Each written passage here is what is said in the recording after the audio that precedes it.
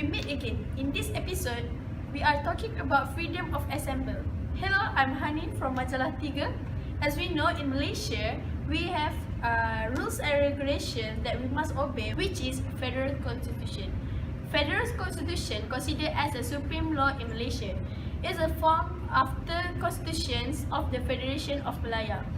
In this episode, we have emphasized Article 10 Federal Constitution, which is freedom of assembly. We have asked Nick Shera as the judges of High Court to get more details about freedom of assembly. Good morning. Now I want to emphasize on the Article 10 of the Fundamental Liberties. In general, it means the rules, regulation and restriction of a Malaysia on the freedom of speech, assembly and association. It states that all citizens have the right to assemble peacefully and without arms. As we know, assembly can be defined as a social group of persons associated for specific purpose and to achieve specific goals. For example, the assembly of PERSIF 4.0, which take place on 29 to 30 August 2015 in 3 cities in Malaysia, called for free and fair election, a transparent government, a better economy, and to strengthen the parliamentary democracy system. We can see the positive effect of the assembly, but this kind of assembly can bring both positive and negative effect to the citizens and the politics itself. Now, I want to tell you about the advantages and the disadvantages of the assembly. The advantages of assembly is an individual able to get a group of people to voice out their opinion, right to organize the peaceful meetings. While the disadvantages of the assembly is there might be a verbal abuse and physical violence that can cause breach of peace, a destruction to property and threaten to the public safety. So, the government restriction towards this assembly is important to ensure public safety and maintain the peace in Malaysia.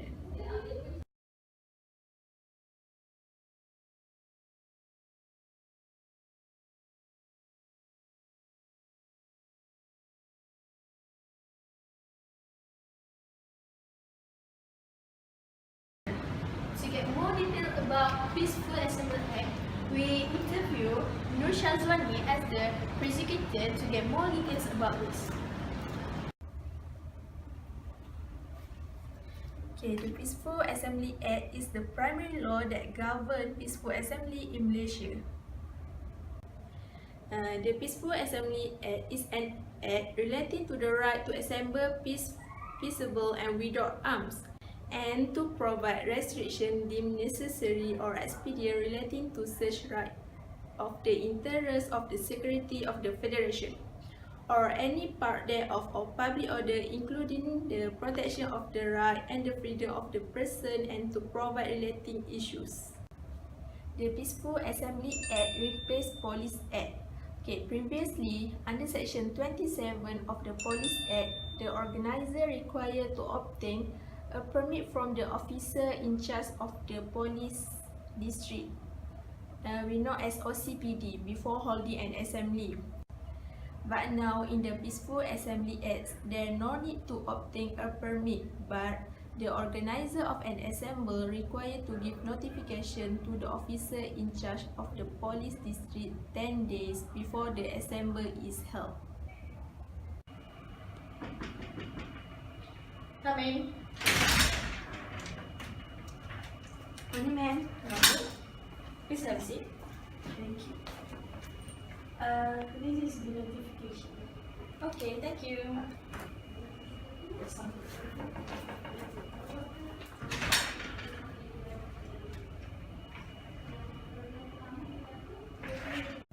After sending notification to the officer in charge of police district, the officer in charge of the police district may impose restriction and condition of an assembly for the purpose of security, such as date, time, and duration of the assembly.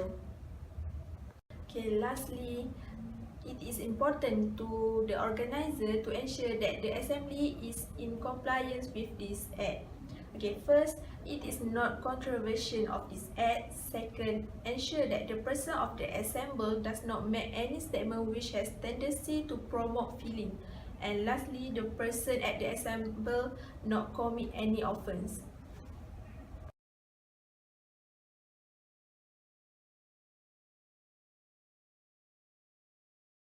Turun PN, turun PN, turun PN, turun PN.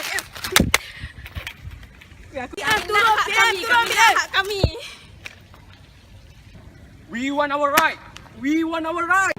In Malaysia, we have Peaceful Assembly Act and Sedition Act. To get more detail about Sedition Act, we have interviewed Danish Aiman as a law lecturer to get more detail about this. As all we have known, the article freedom of assembly must have its limitations. But what is the limitations? Okay, start. This article has its limitation, which is it must ensure the right of the citizens and the security of the country is guaranteed, and the assembly also must have been in the procedure and rule. Ensure the right of the citizens and the safety of the country guaranteed, it must have the Seditious Act. Okay. Seditious Act 1948, or also known in Malay is Akta Hasutan 1948, is an act the act discuss about the speech that has seditious tendency, such as bringing into hatred and try to contempt or to excite disaffection. Okay. The Seditious Act 1948 is carry sentence up to 3 years jails. Okay, stop ya. The Seditious Act 1948 can carry up to 3 years jail if the act have a seditious tendency or seditious words. What is seditious tendency and what is seditious words? Seditious tendency if when you make an act that show your hatred, that to hate the government or to critique their management. Okay. Any hospitality to the right of the citizens or to the different races in Malaysia, or if you questioning the law of the Malaysia or the federal constitution of the Malaysia. Okay, this act is very important to make sure that every citizens in our country is no one above the law. It also to make sure that everyone in the country to obey the law that has been created by the government. Moreover, this act is very important to ensure the right of the citizens will be guaranteed. Usually this assembly used by the government. Okay, stop. For any assembly without permit or any assembly without or in Malaysia, usually Sedition Act is used by the government for any assembly without permit or any act that can suffocating the safety of the citizens and the country. Okay, so, do you understand what is the Seditious Act 1948? If you don't understand how the act is work and how the judges make the decision based on the Seditious Act, watch this video.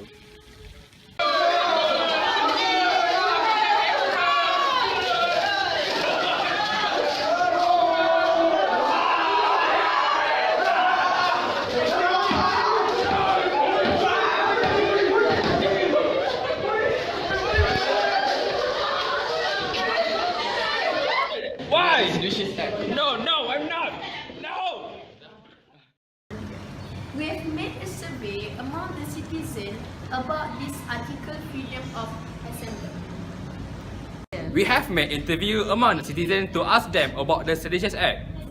So, what do you think about the Seditious Act? I think the Seditious Act is important because it can ensure and protect the right and safety of the citizen and country of Malaysia. Thank you, sir. We also want an opinion from the UiTM student about the Seditious Act. Sir, what do you think about the Seditious Act? In my opinion, without the Seditious Act, everyone will say anything they want, such as hatred and such as anything that they want to sell to the people. So there is no restriction on what they want to sell. So I think this act is very important to them. Thank you, sir, for your opinion. We meet again at Majalah 3. I also want to ask this man about Peaceful Assembly Act. Sir, what's your name? My name is Alex. What is your occupation? I'm a perfume seller. So what do you think about the Peaceful Assembly Act, sir? I think the Peaceful Assembly Act give the citizen the right to organize and participate in peaceful assemblies, subject to the restriction in the act. So do you agree this act is very important to our country? Yes. Yes. I agree. Do you want to add more? No thanks. Okay, thank you from us. Say, Majalah 3. Majalah 3. Let me take the example of case of Adam Adli. Adam Adli bin Abdul Halim made a campaign for the protection of student rights and academic freedom. He was caught and jailed on 19 September 2014 on charge of sedition to a speech he made at the post-election forum, whereby he urged people to take to the street to protest. He appealed the conviction and is currently out on bail.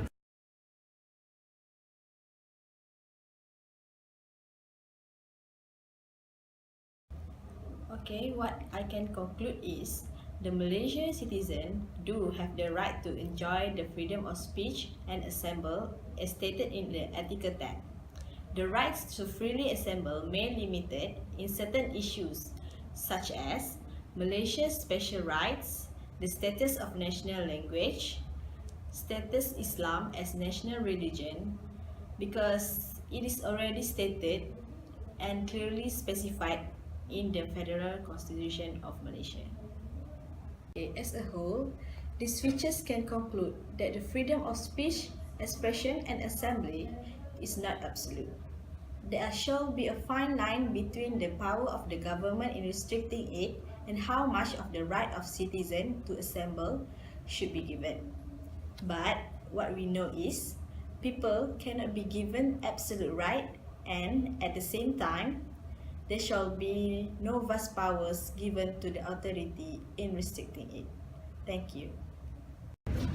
That's all from us till we meet again. Majalah 3. Thank you.